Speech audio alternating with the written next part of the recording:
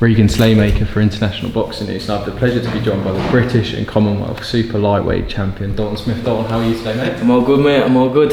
Back in the gym, so happy days. Definitely, mate. I mean, tough session in there today. It was a bit of body sparring with Liam Cameron. I mean, how was that? Also, with Liam Cameron back in the ring soon as well. That's it. You know, me and Liam's known each other since I was 5-6 years old. He was in the gym when I first started, so it's nice to see Liam's back. He's got himself back together, and like I say, he's back boxing. It's nice to see. So it's always good to have a catch up with Liam and that. But he's I'm excited to see his career push on now. Definitely. I mean, the lineal Commonwealth champion as well. So we'll keep an eye out for Liam Cameron. I do want to touch on the fight with Maxwell. It was a unified British and Commonwealth title. I mean, I was in the ring that night. It was superb, to be fair. But how do you reflect on the performance? Overall, I think it was a great performance. I needed a performance like that, and I always said, get me that bigger fight, and you'll see it come. And I backed it up. So, but it was a great fight. Like I say, I'm on to the next one now.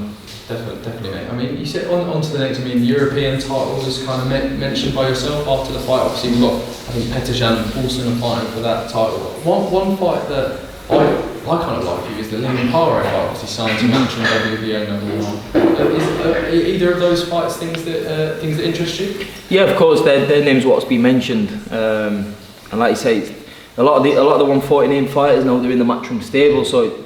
They're going to be fights what can be made, when the time's right. But of course, pushing on. I've stated I'd like to get the European next, so we'll see where we're at with that. But after that, I want to start pushing on towards the world honours. And that's where I've got to start pushing through the ranks and and get those bigger fights. To push through the rankings. But like I say, I always take one fight at a time, and I should hopefully be out after Christmas and. We'll see what's in the diary. Definitely, mate. Is it after Christmas because of the for the cuts. Obviously, I think I had 5 fights last year within a year, so I was very active, and it just meant the cuts kept opening up. So now we've got the British. I've actually been able to sit back, have a bit of downtime, and like I said, just let the cuts heal a little bit. Definitely. I mean, we did touch on this after the fight, but kind of obviously. On reflection now, you won the British title outright. You've given it to your granddad as well. I mean, that must have been a nice moment as well. Yeah, that's it. Obviously, everything I do, it's for my team, myself, and it's just nice to, obviously all the hard work goes in. I'm just reaping the rewards now, so it's just nice to see. Definitely, mate. I do want to touch on obviously before the fight, you went to go train with Manny Robles for a bit. I mean, as well, how was that experience? Obviously, I think I rewatched that kind of special. I think it was a really good watch. But you go into that gym. You mentioned the fact that kind of you're fresh meat in that gym. There's no one. No one young as your friend in there. You're going in there for sparring. If they want to spar you, they're going to try and beat you up as well. I mean, how was that whole experience? It was a great experience, and that was the reason why we went over. Obviously, I did a 10-week camp, and me and my dad were like, well, in fact, my dad's idea was like, why don't you go over to America and start your camp there, get some hard sparring in. It just mixes it up a little bit, and obviously he rates Manny as a coach, and went over, learned some new stuff, and I was able to bring it back and share it with the lads. So, like I say, I've used to been doing it in my amateur days, travelling the world, going to different countries with different teams and camps. But as a professional, you're in your own little stable. So it's just nice to go away and experience new things. Definitely, mate. What would you say kind of the one thing that Manny kind of taught you when you were out there? He was obviously in that special. Obviously, we saw 5 minutes of what you were doing in a couple of weeks, but kind of he was breaking things down in there. What was the main thing that kind of Manny was teaching you whilst you were over there? He's pretty similar to my dad. Like he'll break the shots down. Like you're not just throwing a left hook. It's like you've got to pivot from your knee. You've got to transfer to your hip, rotate. He breaks it down, and he does a lot of drills, and obviously to drill it in. And it was just picking different things up, and obviously having an opinion from a different coach where he sees my faults and he's like, you could work on this, and it's just about becoming an overall complete fighter.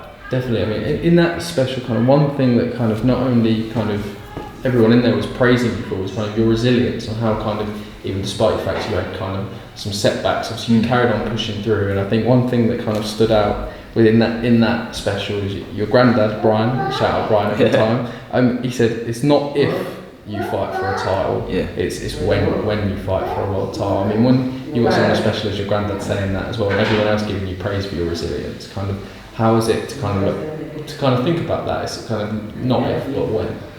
You know, my family and the people I've got around, they've always believed in me. You know, but most importantly, I've always believed in myself.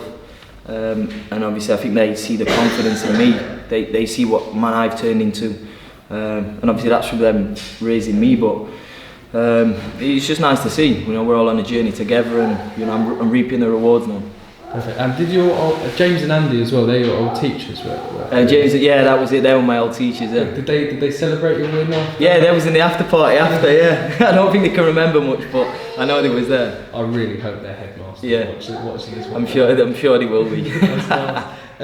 My final two questions, mate. My first one: can you bring back those dodgy haircuts for your next fight? Do you know what? I had the mullet for the last fight, and I think that's as bad as it's gonna get. I want the one where you've got like the little Mohican and the ponytail. Oh no, I think it's like the curls, like on the top of your head. Oh, I remember them ones. Yeah, I remember them. I've had some belters over the years, but I'm gonna try and photo drop them. That's it. And my last one, mate. We are one step closer to the Arctic Monkeys at Hillsborough for your world title fight. I mean, sum up how that would be. It's what dreams are made of, innit? I always say, like, if your dreams aren't big enough, then you need new dreams. And you know, I've always set myself little goals, and you know, sometimes you get there, sometimes you don't. It goes on a weird path, but you know, in the next latest 2 years, you know, I want to be selling that Hillsborough Stadium out. You know, turning my dreams into reality, and you know, I don't think I'm too far away from doing that. Definitely will. I look forward to seeing that one. Dalton Smith, thank you. Appreciate it as always. Top man. Thank you very much.